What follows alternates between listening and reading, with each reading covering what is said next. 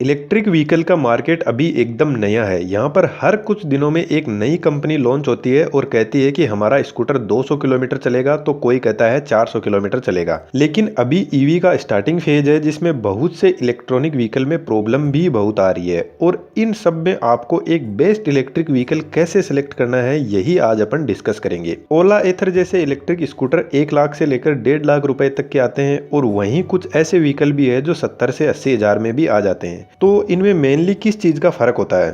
जब हमें कोई इलेक्ट्रिक व्हीकल खरीदना होता है तो हम कई इलेक्ट्रिक स्कूटर्स का कंपैरिजन देखते हैं और फिर सोचते हैं कि यार उस स्कूटर में 3 किलोवाट की मोटर थी, इसमें 4 किलोवाट की है, तो यही खरीद लेता हूँ, शायद यही अच्छा होगा मेरे लिए। तो भाई खरीदना क्यों है, इसका मतलब क्या है, यह सबसे इंपॉर्टेंट होता है। और इसी के चक्कर में हम कई बार ज्यादा पैसे देकर आ जाते हैं। हमें सिर्फ इलेक्ट्रिक स्कूटर के मोटर की पावर बताई जाती है, जिसमें कौन सी मोटर लगी हुई है और वह कितनी एफिशिएंट है, इतना हमें नॉलेज भी नहीं होता है और हम पूछते भी नहीं है। क्योंकि यहाँ पर सिर्फ 2 ही चीजें सबसे इंपॉर्टेंट होती है, बैटरी और मोटर। इनका सही सिलेक्शन होना बहुत ज्यादा जरूरी है। सबसे पहले आपका पर्पज क्लियर होना चाहिए कि आपको इलेक्ट्रिक स्कूटर लेना क्यों है। यदि आप सिटी में रहते हो और आपको थोड़ा ही काम रहता है तो उसके लिए स्कूटर का सिलेक्शन अलग तरीके से होगा। यदि आपको हाई स्पीड और लॉन्ग ड्राइव वाला स्कूटर चाहिए तो उसका सिलेक्शन अलग टाइप से होगा, और यदि आपको लोडिंग वाला स्कूटर चाहिए तो उसका सिलेक्शन करने का तरीका अलग होगा।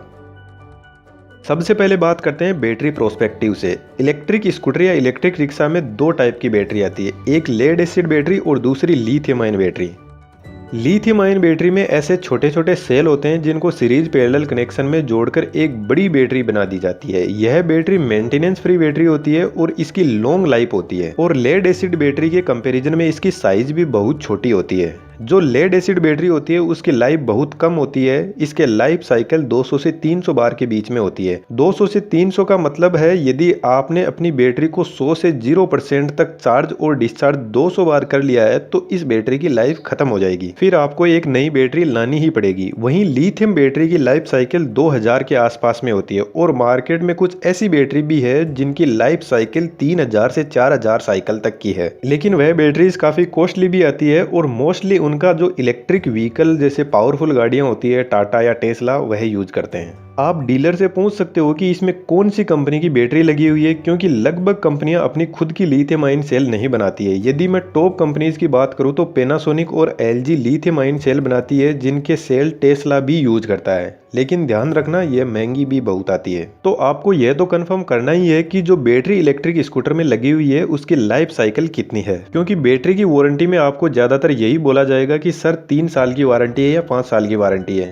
पर ऐसा होता नहीं है। बैटरी की एक्चुअल वारंटी उसके किलोमीटर पर बेस्ड होती है। जैसे आपने इलेक्ट्रिक स्कूटर को 1 साल में 60,000 किलोमीटर चला दिया तो कंपनी की इतनी वारंटी होती है कि 60,000 किलोमीटर चलने के बाद में आपको बैटरी बदलनी पड़ेगी। अब उसको चाहे आप 1 साल में चलाओ या 3 साल में चलाओ, वह आप पर डिपेंड करता है। तो जिन इलेक्ट्रिक स्कूटर या इलेक्ट्रिक रिक्शा में लेड एसिड बैटरी आती है उनकी कॉस्ट भी कम होती है। अब आती है बैटरी की पावर कितनी है। इलेक्ट्रिक स्कूटर लेते समय हमको बताया जाता है कि सर इस स्कूटर में 3 किलोवाट आवर की बैटरी लगी हुई है। अब यदि कोई भी स्कूटर कंपनी आपको बोलती है कि यह 3 किलोवाट आवर की बैटरी 4 घंटे में फुल चार्ज हो जाती है, तो इसका मतलब है यह बैटरी हर 1 घंटे में 3 किलोवाट यानी 3 यूनिट की पावर अपने अंदर स्टोर करेगी। तो 4 घंटे में यह 12 यूनिट की पावर अपने अंदर स्टोर कर लेगी। तो यदि आपके इलेक्ट्रिक स्कूटर में 3 किलोवाट की बैटरी लगी हुई है और उसको 4 घंटे चार्ज होने में टाइम लगता है, तो वह हर 0 से 100% चार्ज होने में 12 यूनिट कंज्यूम करेगी। इस चीज से आप इलेक्ट्रिक स्कूटर का इलेक्ट्रिसिटी कंजम्पशन भी पता लगा सकते हो, और इस चीज को और अच्छे से समझने के लिए इस वीडियो को आप देख भी सकते हो। अब चलते हैं सबसे इंपॉर्टेंट सेक्शन मोटर पर, और यहीं से इलेक्ट्रिक स्कूटर का एक राइट सिलेक्शन शुरू होता है, और इस सेक्शन को बहुत ध्यान से देखना। मोस्टली 2 टाइप की मोटर इलेक्ट्रिक व्हीकल में काम में ली जाती है। Number 1 brushless DC motor, number 2 permanent magnet synchronous motor. सबसे पहले बीएलडीसी मोटर की बात करते हैं। यह मोटर भी इलेक्ट्रिक स्कूटर में 2 टाइप की होती है। एक मोटर आपने देखी होगी जो स्कूटर के व्हील में ही फिट रहती है, कुछ इस टाइप से, इसको बोलते हैं हब ड्रिवन बीएलडीसी मोटर। और दूसरी होती है belt driven BLDC motor. Belt driven motor tyre से बेल्ट या फिर चेन से कनेक्टेड रहती है, कुछ इस टाइप से। मोटर को स्कूटर या बाइक के बीच में रखा जाता है और फिर वहां से टायर को कनेक्ट कर दिया जाता है। हब ड्रिवन मोटर वाले जो इलेक्ट्रिक स्कूटर आते हैं वह हाई स्पीड स्कूटर नहीं आते हैं। उनको स्पेशली सिटी में जो लोग रहते हैं उनके लिए बनाया जाता है, क्योंकि इसकी स्पीड 50 से 60 किलोमीटर पर आवर की मैक्सिमम स्पीड होती है। लॉन्ग ड्राइव पर इनको काम में नहीं लिया जा सकता, क्योंकि यदि आपने इनको लॉन्ग ड्राइव में यूज किया तो यह मोटर बहुत ज्यादा हीट होने लग जाएगी, जिससे मोटर की एफिशिएंसी डाउन होती है। और सबसे मोस्ट इंपोर्टेंट थिंग, यह मोटर टायर में लगी रहती है, जिसकी वजह से व्हीकल का टायर भी गर्म होता है और टायर की लाइफ भी कम होने लग जाती है। यदि बाय चांस स्कूटर का टायर पंक्चर हो गया और ट्यूबलेस टायर नहीं है तो पंक्चर निकालने के लिए पूरे टायर को बाहर निकालना पड़ता है और इसकी मोटर को भी बाहर निकालना पड़ता है, जो हर किसी के बस की बात नहीं है। नॉर्मल इंसान तो इसकी पंक्चर निकालेगा भी नहीं।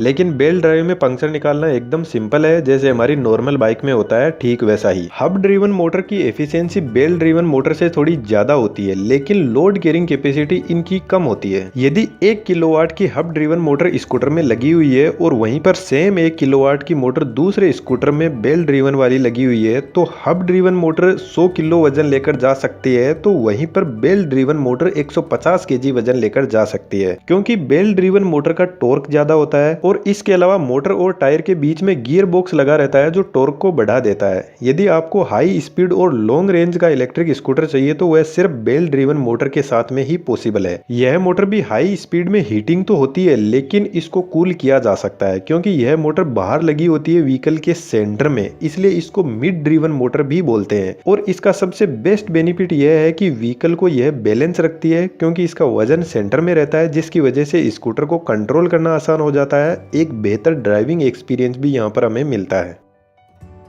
जिन इलेक्ट्रिक स्कूटर में हब ड्रिवन मोटर आती है वह कॉस्ट इफेक्टिव होती है, क्योंकि इन मोटर की प्राइस कम होती है। बेल्ट ड्राइव वाली मोटर कॉस्टली होती है और इसी वजह से ओला और एथर के जो स्कूटर आते हैं उनकी कॉस्ट ज़्यादा होती है।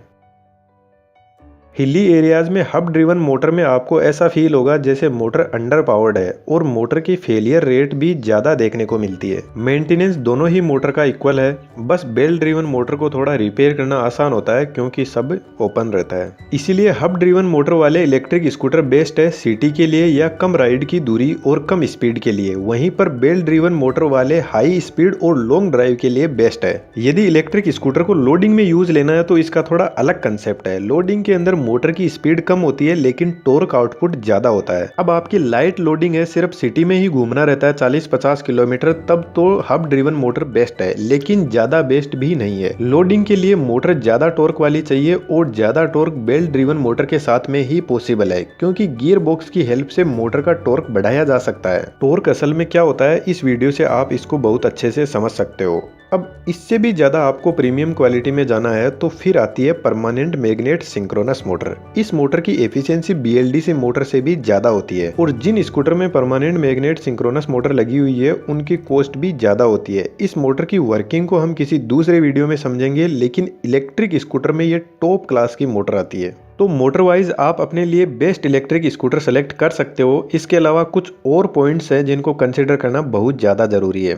यदि आपको किसी इलेक्ट्रिक स्कूटर में बोला गया है कि इसमें 1 किलोवाट की मोटर लगी हुई है, तो इसका मतलब यह नहीं है कि जब मोटर शुरू होगी तब से लेकर बंद होगी तब तक 1 किलोवाट की पावर ही कंज्यूम करेगी। मोटर का पावर आउटपुट बढ़ता या कम होता रहता है। जैसे जैसे लोड बढ़ता जाएगा वैसे वैसे मोटर ज्यादा पावर कंज्यूम करती जाएगी। इलेक्ट्रिक स्कूटर में हमें मोटर की पीक पावर बताई जाती है और पीक पावर मोटर की रियल पावर से 4 से 5 गुना तक ज्यादा हो सकती है। यदि आपको बोला गया है किसी स्कूटर में कि इसमें 1 किलोवाट की मोटर है, तो 1 किलोवाट यह मोटर तभी पावर कंज्यूम करेगी जब यह एकदम परफेक्ट कंडीशन में रन करेगी। जैसे स्कूटर पर एकदम नॉर्मल वेट रखा गया है, स्पीड भी एकदम एवरेज रखी गई है, लेकिन जब स्कूटर पर लोड बढ़ेगा या हाई स्पीड में जाएगा तो यही मोटर पीक पावर कंज्यूम करने लग जाएगी और सेम यही 1 किलोवाट की मोटर 4 से 5 किलोवाट की पावर भी कंज्यूम करने लग जाएगी। और ऐसी कंडीशन में मोटर जल्दी से बैटरी की पावर कंज्यूम कर जाएगी और हमारे स्कूटर की रेंज कम हो जाएगी।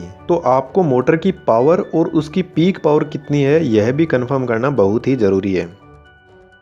एक और चीज़ आपको इलेक्ट्रिक स्कूटर में देखना है कि यह कितने वेट पर अपनी मैक्सिमम रेंज देगा। यदि आपको बोला गया है कि यह इलेक्ट्रिक स्कूटर 100 किलोमीटर चलेगा एक बार चार्ज करने में, तो कंपनी अपने हिसाब से बताती है कि सिर्फ 50 केजी वजन होना चाहिए और 50 किलोमीटर पर आवर की स्पीड से ज़्यादा स्पीड नहीं होना चाहिए, तभी यह 100 किलोमीटर चलेगा। तो आपको यह पूछना है कि यह कितने वेट पर कितनी रेंज देने वाला है। बाकी स्कूटर की डिजाइन, उसका लुक, यह सब आप पर डिपेंड करता है। टेक्निकल पॉइंट ऑफ व्यू से जो मैंने आपको ऊपर बताया, यह सब चीजें आप देखकर अपने लिए एक बेस्ट इलेक्ट्रिक स्कूटर सेलेक्ट कर सकते हो। और यदि आपके पास में कोई इलेक्ट्रिक स्कूटर है तो कमेंट्स में जरूर बताना कि कौन सा है। इसके अलावा वीडियो पसंद आया तो चैनल पर विजिट जरूर कीजिएगा, आपको कुछ हमेशा की तरह नया सीखने को मिलेगा। Thank you.